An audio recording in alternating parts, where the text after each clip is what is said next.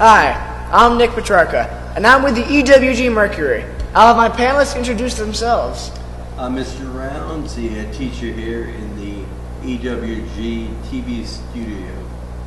I'm Madison Caruana, a senior at X-Rose Greenwich. I'm Marcus Simnini. I'm also a senior. I'm Mia, and I'm also a senior.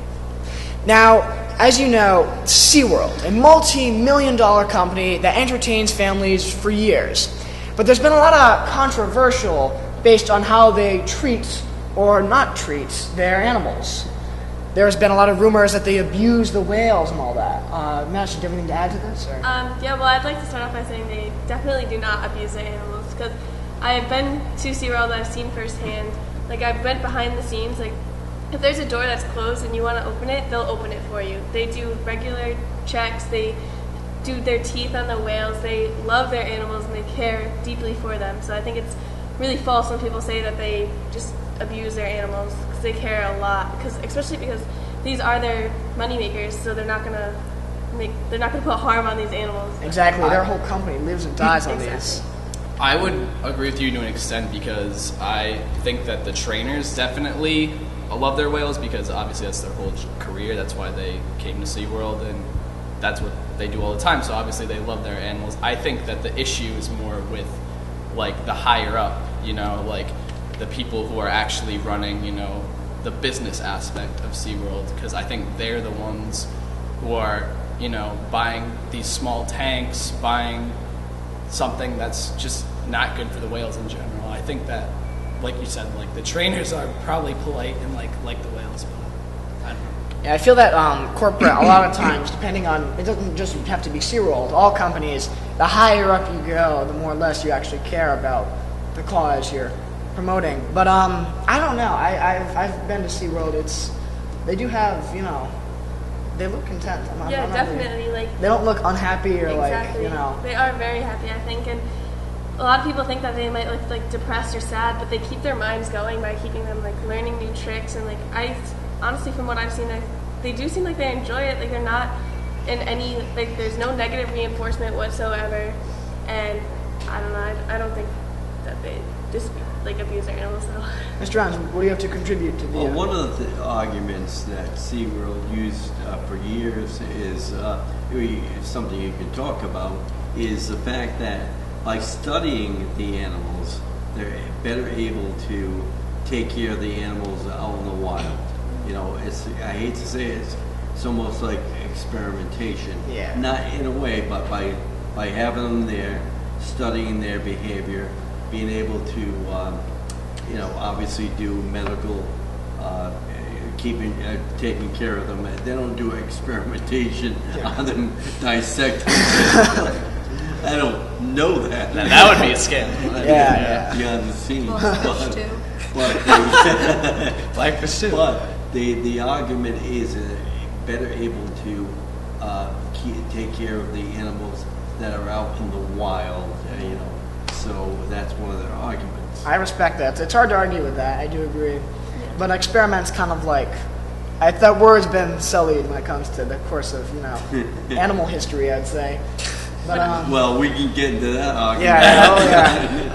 For another show. Yeah, how about you, Mia? Do you have anything to add to the SeaWorld conversation? I don't know. I don't personally agree with animals that large being kept for entertainment in general, but at the end of the day, it's kind of like Marcus said, it doesn't matter how much the trainers really do, because if their conditions themselves aren't the best, then maybe something should be changed, like not keeping them anymore, or actually keeping them places that are more fitting to how they're supposed to be living. I mean, these are creatures that came from the ocean.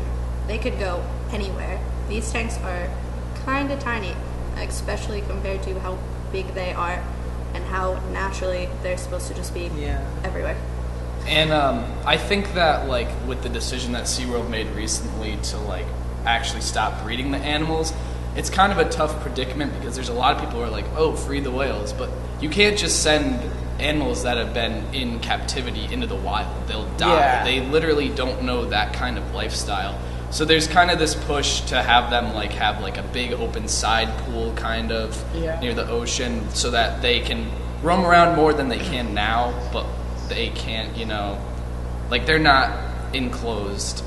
And it's just, I don't know, it's a tough situation. I'm happy that SeaWorld is stopping breeding, because I just think that, I've said this a million times, if you see documentaries like Blackfish, which we'll talk about in the next half, you'll see that these animals are really complex emotionally, almost more complex than humans, and it's just not right that they be put in these small areas. I just don't. Well, there's a lot of complex animals. Where do we why just fight for whales if you're gonna go for that argument? Well, that whales is just right now is kind of the prominent one. You know what I mean? Well, I definitely agree with what you said that these animals have lived in captivity their whole life.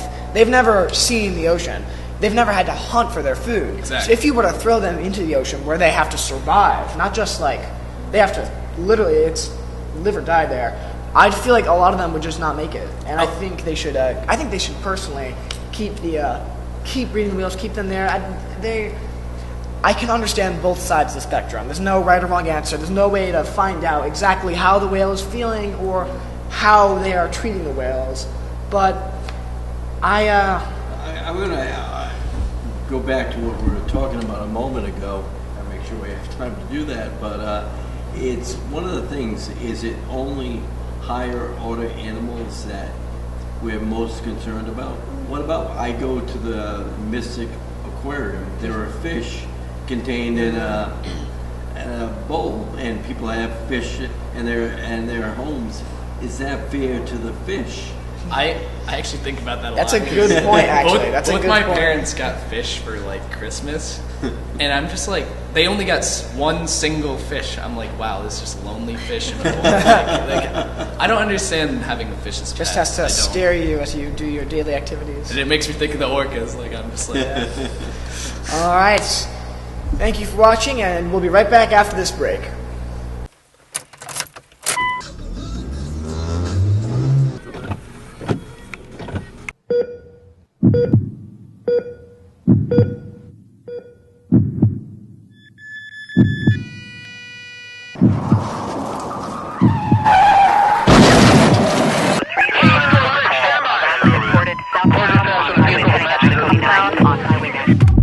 Where's your emergency?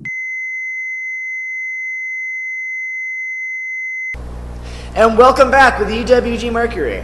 Our second half is going to be based off of this very controversial documentary that was released a while back called Blackfish. It's basically the inside scoop on how SeaWorld treats the whales. Take a look at the trailer.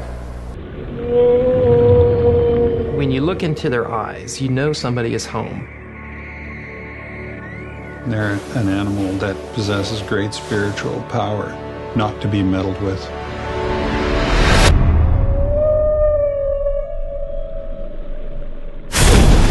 Orange County Sheriff's Office.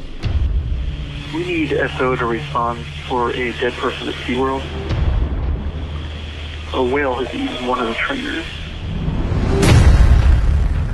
Tillicum is the one that went after her.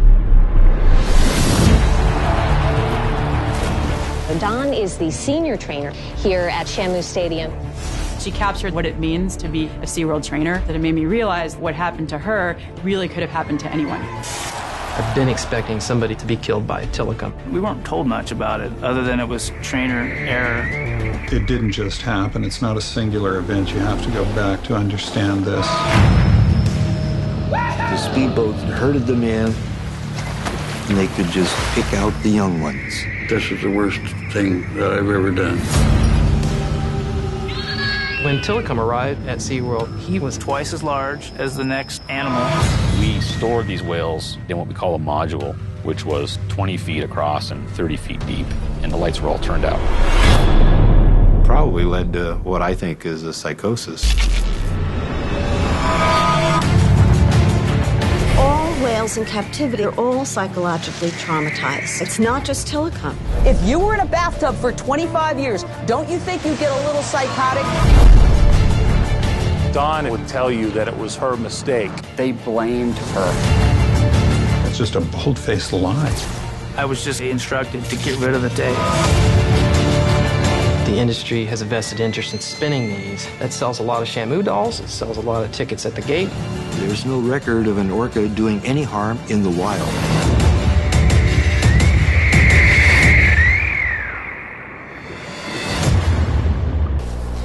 Thank you, and we're back. Marcus, would you like to start off the debate here? Yeah, I guess I will. So, I saw this documentary like 2 years ago, and honestly, it really kind of hit me. And I know exactly what Maddie's going to say. I looked it up, and there are some flaws in it. But I think that even with those flaws, if they're true, I don't know if they are. It was like another website that was kind of biased.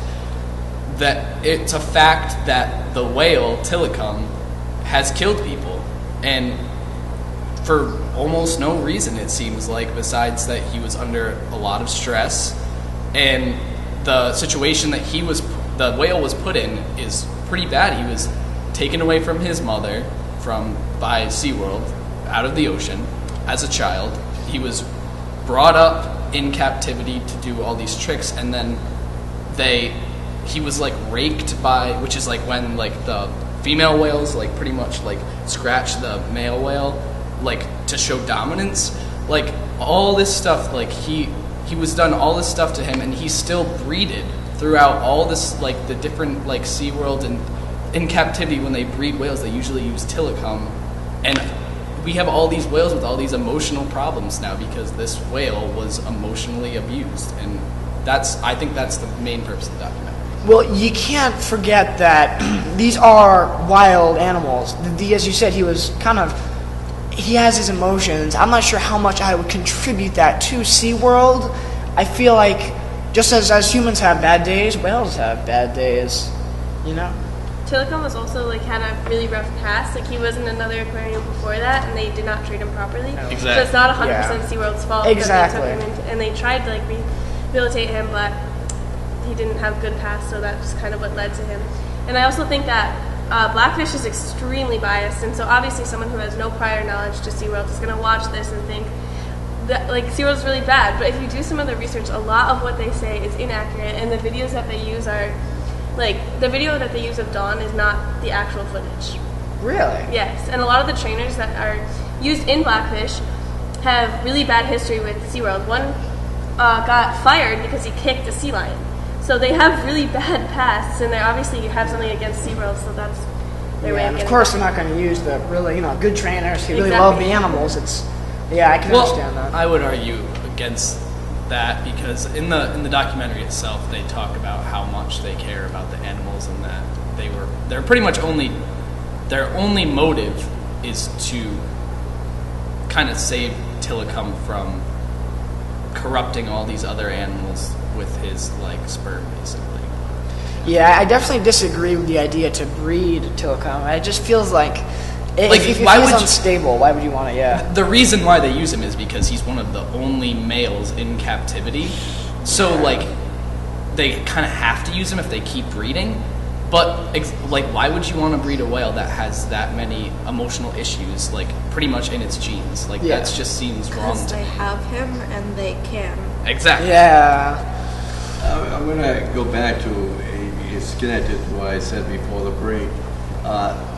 You were talking about whales here. Yeah. But does it go to other animals? I've been to Animal Kingdom at Disney World, and there's a ride you go through. Don't ask me the name of the ride. Kilimanjaro or whatever it is. Oh yeah, Mount You Kilimanjaro. go right through, and you see animals in captivity. I remember that ride. Yeah. You see a rhino. You see, I think, mountain lions, and aren't they being, in the same way as the whales, being captured in a very small area, even though it seems big? Well, here's what I think about that. I think with Tilikum specifically, that is different because there was nothing wrong with him. They just plucked him from his family, essentially, because that's what they did to get the whales back then. if they got those animals because they were hurt, I feel like that's different, because essentially you're saving the animal, and even if it can't go back in the wild after, I think that's a good reason to keep it and, like, you know, have it's used to this lifestyle now. So I'm not sure how Disney. Yeah, I don't know either. Attains their animals. I don't know, but I know when Animal Kingdom opened, the local zoo. People out there might have grown up in Pawtucket, we had the Slater Park Zoo, and we had an elephant called Fanny, and if you grew up in Pawtucket, it was fairly famous. It was an elephant, a full-size elephant, probably had this the middle of this room right here, connected to a chain on its leg, and for the first 20 years of my life, that's how I knew the Fanny the elephant. He lived in that and he lived in a contained area for 20 years. Finally, someone actually said, no more of this. They bought the elephant off the zoo. They sent it out to a place in Texas, an elephant zoo, and basically she lived there for another 15 years and she died, you know, in elephant old age, whatever that is. But she had the last 15 years where she could roam around. But literally for 20 years, a chain on her leg and the size of this room. Thank you. I'm afraid that's all we have time for today. Thank you for joining us, and tune in next time to the EWG Mercury.